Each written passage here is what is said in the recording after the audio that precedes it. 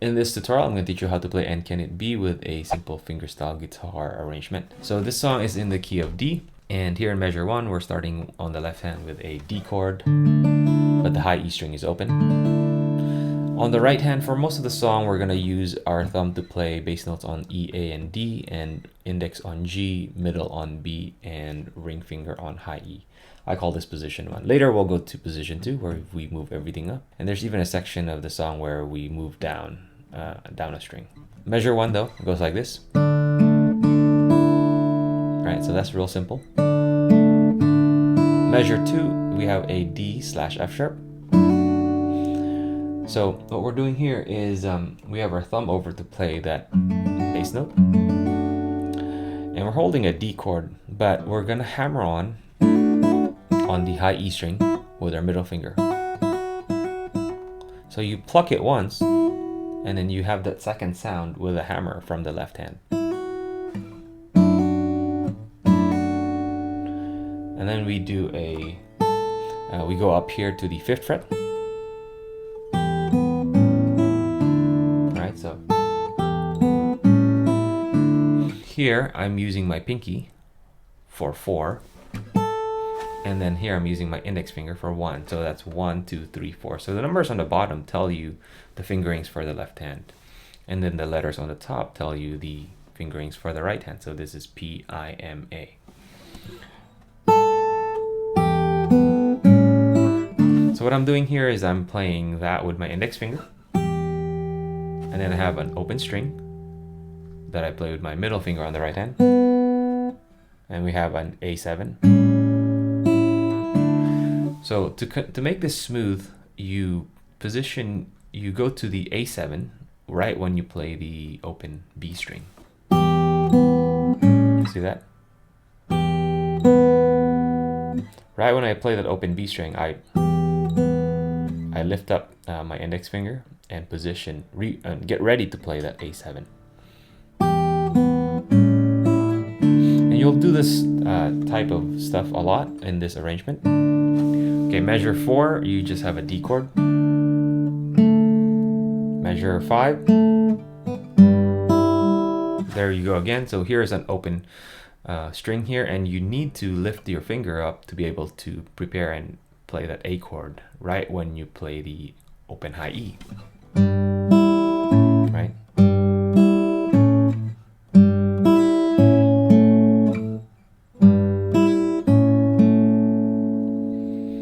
Okay, next we got a D chord here in measure 6. That's real simple. And measure 7, this is when you have to move your right hand fingers up a string to position 2. And basically you're just going A with E on the bass, and then E, and then A. Alright, measure 9.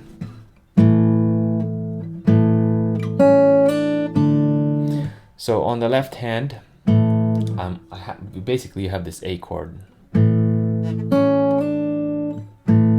And then you pluck, again you do a slide. So you only pluck this once. The second sound is from the slide. Now, something's happening on the right hand here though. This is when you go back to the original position, because you're playing that note, that B string note, with your middle finger. Then measure 10. Alright, so from measure 9 to 10. Okay. 11. It's basically just a D/F sharp. 12 is just an A chord. 13.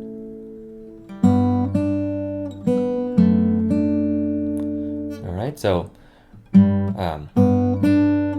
then 14, D/F sharp.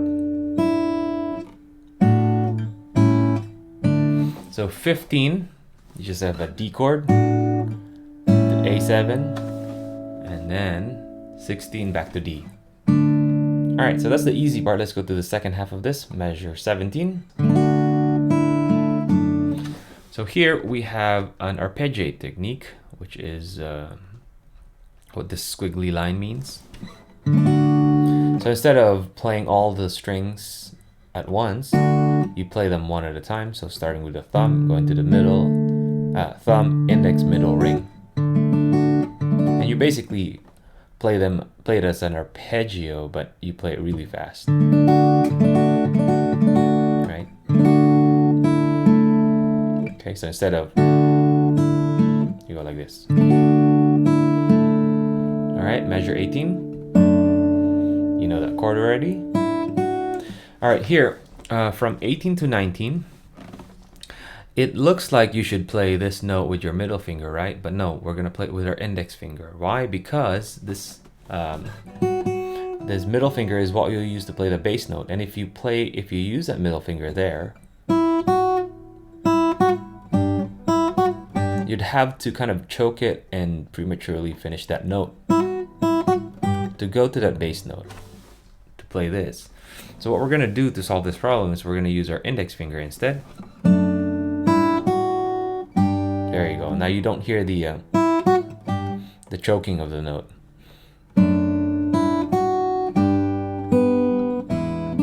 All right, so here, measure 19, we have a G chord,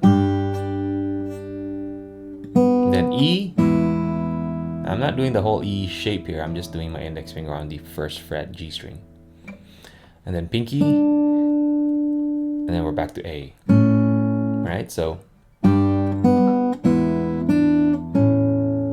might want to practice that section. Okay, so 20 is a... Okay, and then measure 21, we have arpeggios here, 21 to 23. So we're gonna go...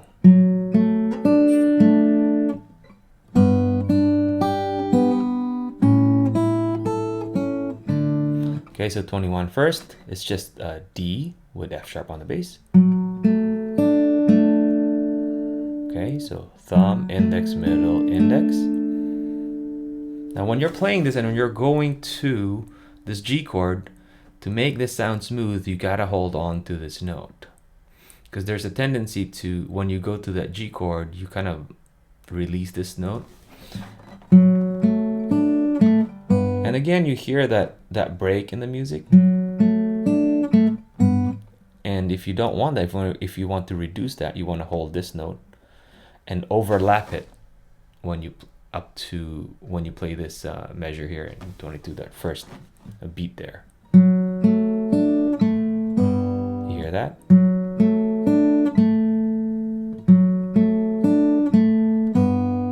See? You don't hear that.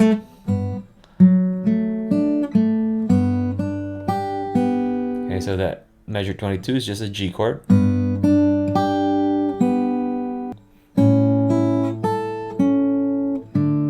Now what I'm doing here is I'm preparing to be able to play that D chord. So I'm kind of playing not with the tip of my index finger, because if I play with the tip of my index finger to play this last note, and again I'm gonna have that choke.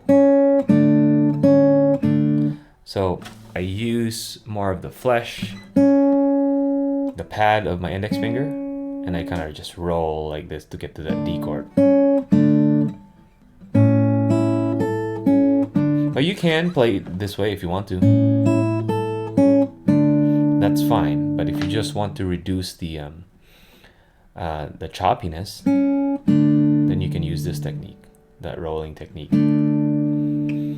Okay, end of 24, going to 25. So again, that's just a hammer on on a D chord, hammer on the high E string. And you got A chord, and then 27. So for my A, I'm playing it this way, so that when I go to that A7, I'm just putting my pinky down. 28.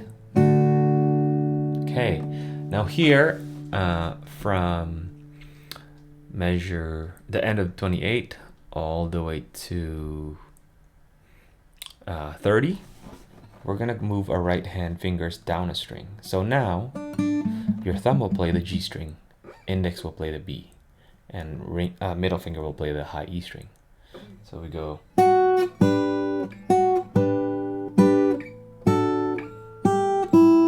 There you go. Right, so we got a G triad here on 29. Measure 30, we got a D triad. And then we're gonna go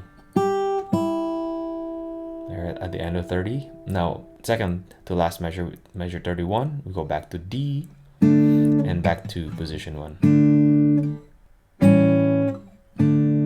So position 1, position 2, position 1. Just to be able to play all those chords. And that's it. If you enjoyed this tutorial, I have a lot more lessons in my academy, which you can check out in the description below.